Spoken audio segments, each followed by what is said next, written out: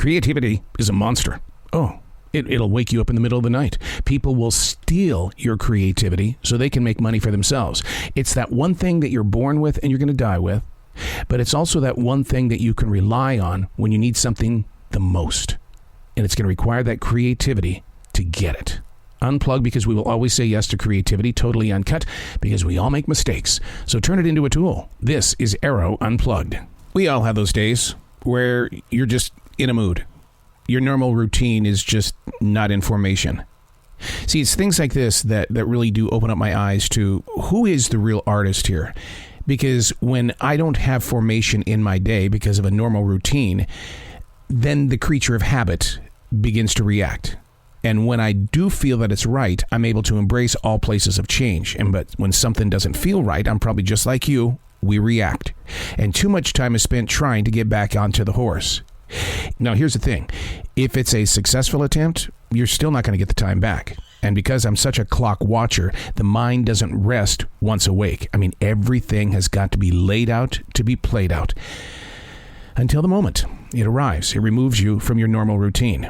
And moving through that mess puts dirt on the floor of recovery. The mind slips and slides while the heart takes note of how little time is left to be creative. In a mood. One that seems to be holding on. And there are no mirrors to check its identity. Only a writing instrument painting word stains inside a book. Hey, it's Arroe. This is The Daily Mess, a chronological walk through an everyday world. I am a daily writer, and it's identifying that change in the mood and the mindset that helps you get to know who the inner core artist is, that person that you are trying to be in that moment of now. And sometimes you don't show up.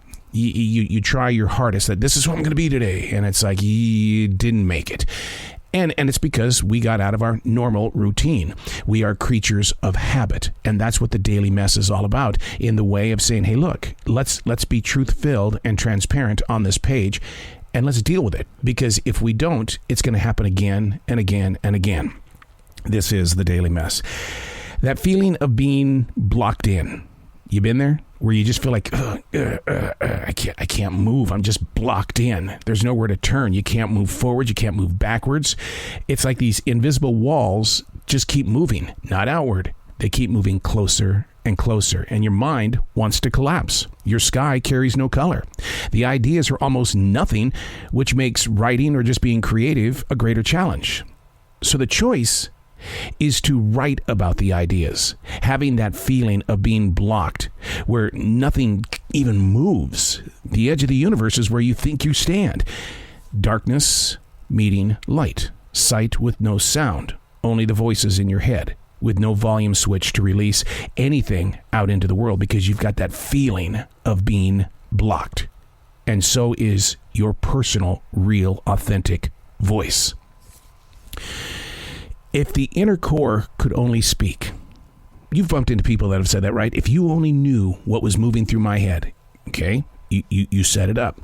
I do want to know. Let me hear it. But I mean, I wish there was a speaker so that we could hear how other people think. When you get into those moments where you feel like you're being blocked, but you're not being blacked out. You're still present. Your image is there. Your footprint is there. But you got that feeling of your shadow no longer following you. It's too easy to ask why. I'll make up an answer, and I'll base it on truth. I'm blocked in, and I can't get out. Been there? How do you get out? What do you do? Do you write? Do you go take your bad energy and give it to somebody else? You know, we've done that with coworkers where it's like you're not feeling too good, so you go hang out with somebody, and then you just transfer the bad power to them. And then all of a sudden, your Debbie Downer moment isn't with you. You gave it away.